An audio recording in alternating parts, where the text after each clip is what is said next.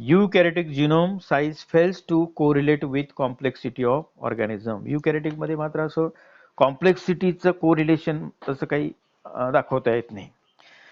Thus each species has characteristic content of DNA which is a constant in all individuals of the species, what we call the C value.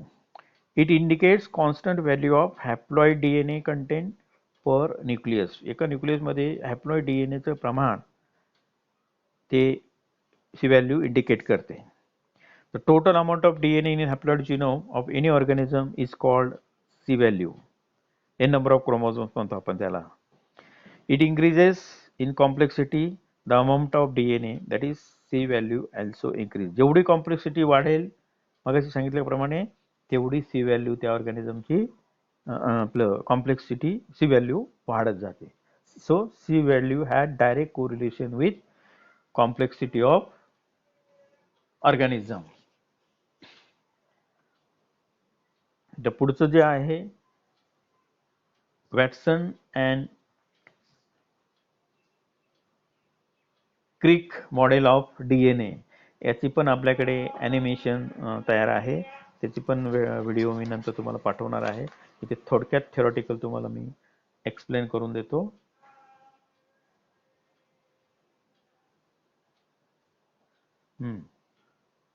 Watson and Crick model of DNA. माहिती तुम्हाला 1952 मध्ये Watson आणि क्रिक यांनी डीएनएचे model शोधून काढलं आणि म्हणून त्याला वॅटसन क्रिक मॉडेल आपण नाव दिलेले. It is the genetic material present in all living organisms except few prokaryotes. Prokaryotes मध्ये DNA नसतो. जसं व्हायरसेस आहेत, ब्ल्यू ग्रीन अल्गे आहे किंवा काही बॅक्टेरिया आहेत, त्याच्यामध्ये डायरेक्ट नेकेड RNA असतो. And it is chemical basis of heredity. DNA काय आहे? It is the chemical basis of heredity. अनुवंशिकतेचा तो रासायनिक बेसिस आहे. DNA has double helix structure of two antiparallel polynucleotide chains. Antiparallel म्हणजे opposite direction मध्ये, एकाच्या एंडला A असेल तर दुसऱ्याच्या एंडला T असेल, नाही का, ॲडेनिन थायमिन. केली रे, परत जाऊ का याच्यात, इथून व्हॉट्सअप असं परत शेअर करायचं.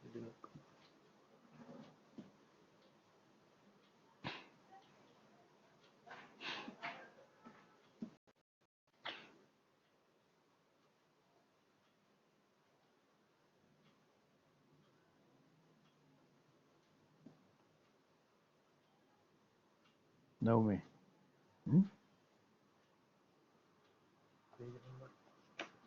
पुढे जावं लागेल.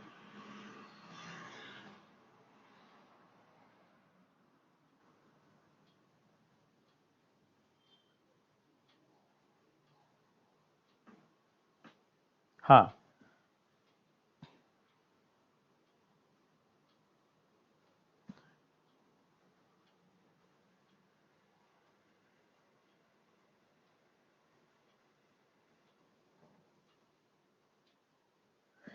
तर आपण Watson and Crick model of DNA वर स्टडी करतोय. ऐकू येते सगळ्यांना? Okay okay okay. So DNA, it is double helix, two antiparallel polynucleotide chains. एका डीएनएच्या एका एंडला जर ए असेल तर त्याच्या अपोजिट साईडच्या याला टी असेल, ठीक आहे. म्हणजे म्हणून त्याला आपण अँटीपॅरलल पॉलिन्यूक्लियोटाइड चेन म्हणतो, DNA antiparallel. In 1953, J.D. Watson and F.S.C. Crick, for the first time they proposed three-dimensional model of DNA. Watson आणि क्रिकने सर्वात प्रथम 1953 मध्ये 3 डायमेन्शनल DNA मॉडेल त्यांनी बनवलं, त्याचं एक्झॅक्ट स्ट्रक्चर दाखवलं. आता डीएनएचे सेल अँड फीचर्स काय आहेत, त्याचे महत्त्वाचे गुणधर्म काय आहेत ते थोडक्यात आपण बघूया. First, DNA consists of two polynucleotide chains or strands which are spirally twisted. जसं स्प्रिंग असते ना, स्प्रिंग जशी ट्विस्ट असते स्पायरली, तशा पद्धतीने डीएनएचे जे दोन स्टँड्स आहेत ते एकमेकाला असं ट्विस्ट होतात स्प्रिंगच्या सारखे spirally around each other and coiled around common axis. आणि त्यांच्या सेंटरला एक ॲक्सिस असतो, त्या ॲक्सिस भोवती ते फिरतात. जसं याच्यामध्ये पायऱ्या असतं बघा, पाण्याची टाकी तर बघितली असेल तुम्ही नगरपालिकेची, तर त्याच्या एका खांबाला असं पायऱ्या गोल गोल गोल गोल वरती चढायला असतात बघा. So that is just like डीएनएचं स्ट्रक्चर तसं असतं. त्याच्या पायऱ्या जसे अशा गोल गोल फिरतात स्पायरली स्प्रिंग सारख्या, तसंच डीएनएचं स्ट्रक्चर सुद्धा असतं. त्या सेंट्रल ॲक्सिस किंवा सेंट्रल जो पोल असतो त्या पोल भोवती ते पायऱ्या जशा गोल गोल फिरत असतात तशा पद्धतीने. The two strands are anti parallel. Anti parallel मग सांगितलं तुम्हाला, एक एक्झॅक्ट विरुद्ध दिशेला असते. एक स्टँड वरच्या दिशेने असेल तर दुसरा स्टँड खालच्या दिशेने, opposite, in opposite direction. So as 3' end of one stand faces 5' end of the other stand. आता याच्यामध्ये शुगर फॉस्फेट बॅकबोन.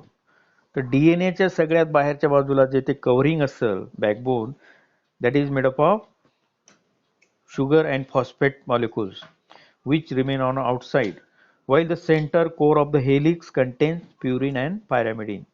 तर मधल्या बाजूला प्युरिन्स अँड पायरॅमिडिन्स असतात, म्हणजे ॲडेनिन, ग्वानिन, थायमिन, सायटोसिन, नाही का. आणि ते कव्हर कशाने केलेले असतात, शुगर आणि फॉस्फेट मॉलिक्यूलने बाइंड केलेले असतात. The two stands held together by hydrogen bonds. ते दोघं स्टँड जे आहेत दोघांमध्ये पिरॅमिडिन्स पायरॅमिडिन्स जे कशाने अटॅच असतात, हायड्रोजन बॉन्डने, between purines and pyrimidines, bases of opposite strand.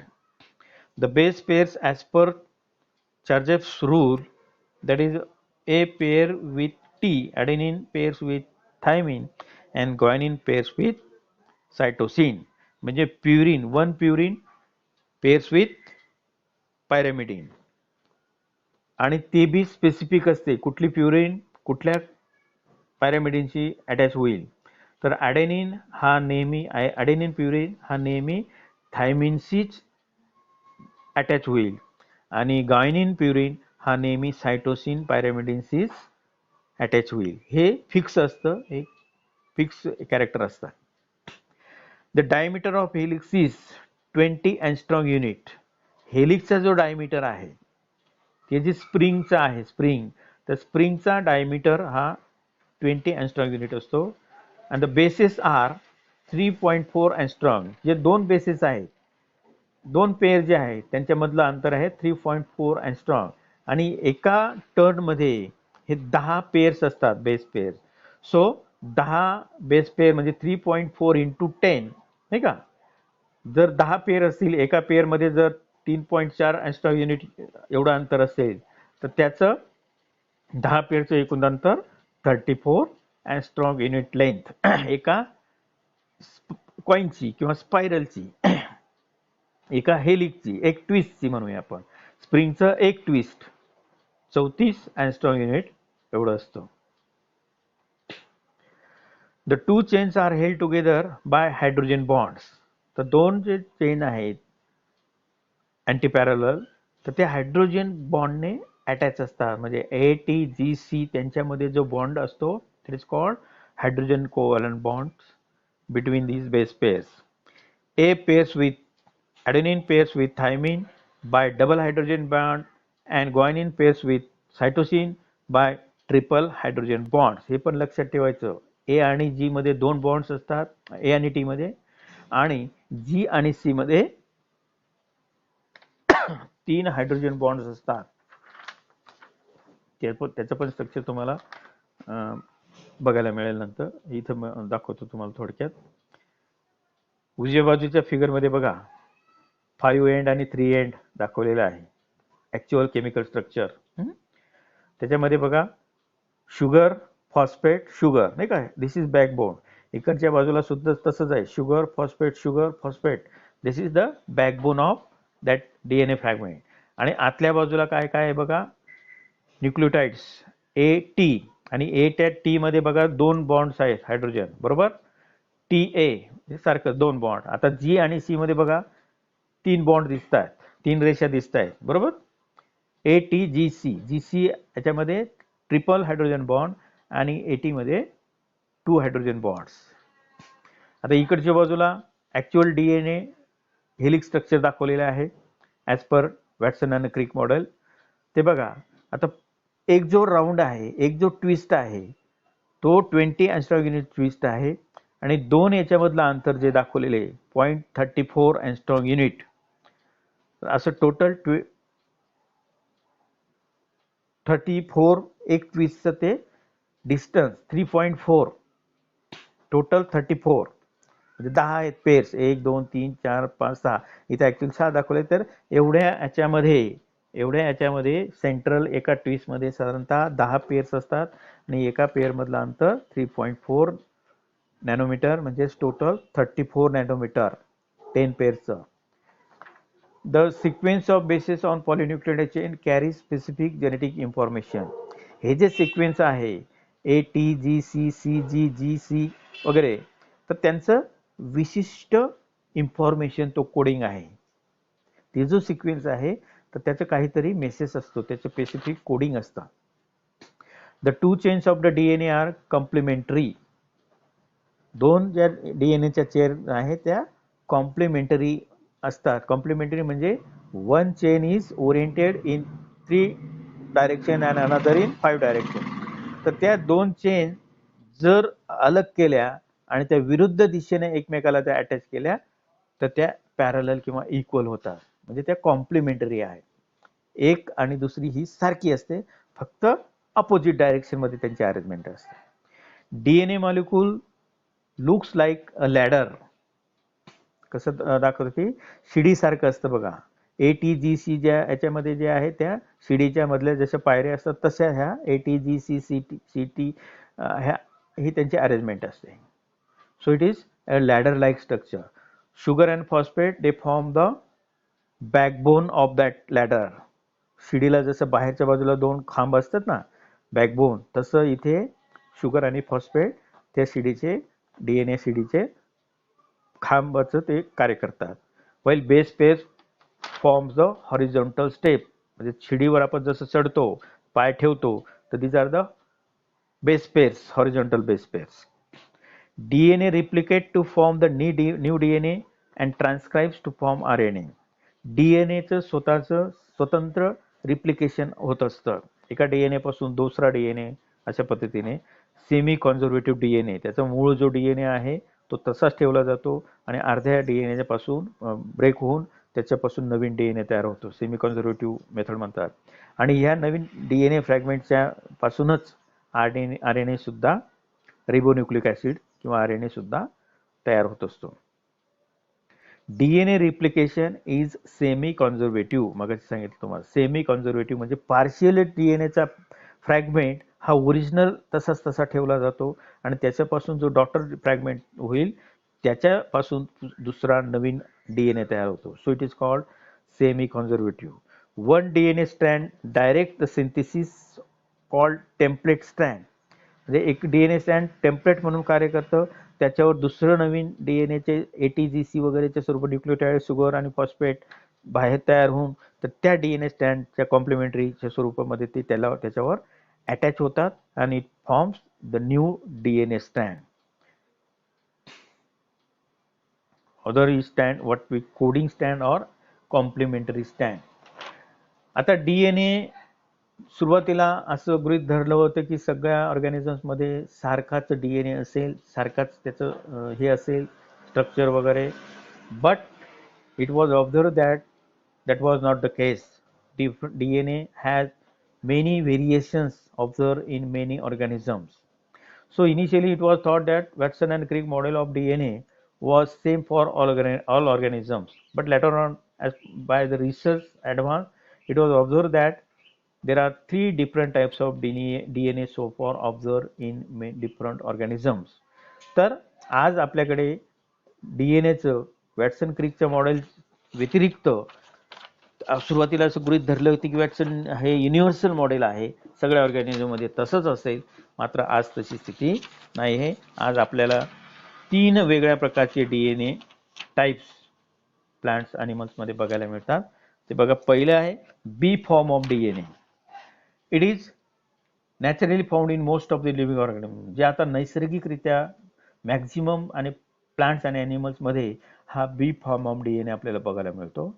It differs from other by number of base pairs per turn. एका टर्नमध्ये बेस पेअर्स किती असाव्या, तो ह्या बी फॉर्मच्या डीएनए याच्यामध्ये फॉर्ममध्ये बदल आहे थोडासा. The distance between two base pairs and diameter and other features are simple to Watson and Crick. वॅटसनच्या क्रिक मॉडेलप्रमाणे याच्यामध्ये सारखंच आहे, फक्त number of base pairs in one turn. जसं पहिल्या याच्यामध्ये ते आपण 10 पेअर्स म्हटलेले आहे वॅटसन क्रिकच्या, याच्यामध्ये त्या बदल असू शकतात.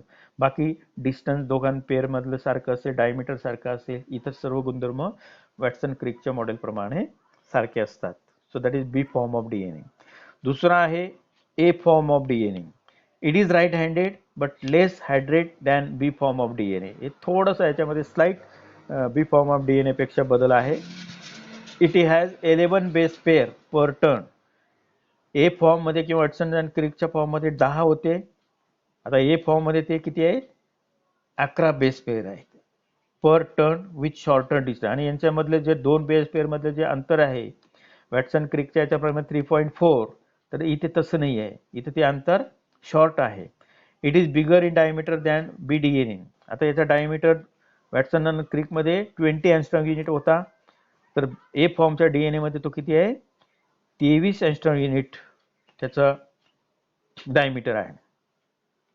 Bases are tilted more in relation to axis of helix than bDNA. aDNA it is more occur under experimental conditions. साधारणतः प्रायोगिक तत्वावर ज्यावेळेस मॉलिक्युलर लेव्हलला जेनेटिक कॅरेक्टरिस्टिक्स स्टडी केल्या जातात, त्यावेळेस त्या डीएनए मध्ये जे काही बदल होतात, अशा पद्धतीचे होणारे बदल त्यालाच आपण ए फॉर्म ऑफ डीएनए म्हणतो. आणि तिसरा जो आहे Z form of DNA. It is radically differentiated or it is radically different duplex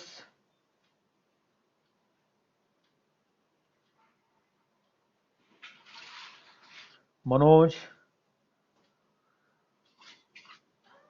आहे का, गेला. हा, तर तिसरा फॉर्म जो आहे Z form of DNA. It is radically different duplex structure with 2 strands coiling in left-handed helix. डाव्या साइडने ते हेलिक्स हे होतं coil and pronounced zigzag pattern in phosphodiester backbone. त्याचं फॉस्फेट आणि शुगरचं बॅकबोन जे आहे तर झिगझॅग स्वरूपामध्ये ते अरेंज असतं. जे DNA can form well DNA is in alternating purine pyrimidine sequence like GC GC CG CG GC अशा पद्धतीने. and G and C nucleotides are in a different conformations leading to zigzag pattern.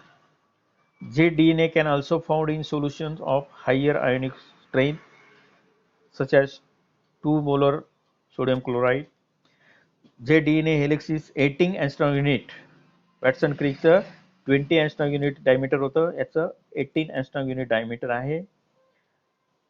आणि ए form मध्ये 23 angstrom unit diameter. असं थोडंसं slight फरक असलेल्या DNA molecule, त्यानुसार आपण डीएनएचे 3 प्रकार केलेले आहेत. B form which is a normal DNA, A form and Z form of DNA. These are the slight modifications observe in the DNA. तर अशा पद्धतीने आपण DNA characteristics, general characteristics, DNA structure, त्यानंतर Watson and Crick model of DNA हे आज आपण इथे study केलेले आहे. यांच्या ज्या व्हिडिओज आहेत ते मी तुम्हाला नंतर पाठवणार, ते तुम्ही घरी व्हिडिओ नंतर बघायचे आहेत. आणि मला वाटतं इथं आज थांबूया, बरोबर. हॅलो, तुमचं मला वाटतं केमिस्ट्रीचा पण पिरियड आहे ना, आडवळे सरांचा, बरोबर आहे ना. त्याच्यामुळे मग 15-1 मिनिटं तुम्हाला गॅप पाहिजे थोडं फ्रेश होण्यासाठी, म्हणून मग मी आता थांबतो. काही डिफिकल्टी असेल विचारा, किंवा नंतर आली कशी डिफिकल्टी तर माझा फोन नंबर असेल, फोन करा किंवा व्हॉट्सअपवर मेसेज पाठवा. जी काही डिफिकल्टी असेल तर मी तुम्हाला ती व्हॉट्सअपवरच रायटिंगच्या स्वरूपामध्ये क्युरी पाठवून देईल. ओके, थांबायचं मग इथे आता.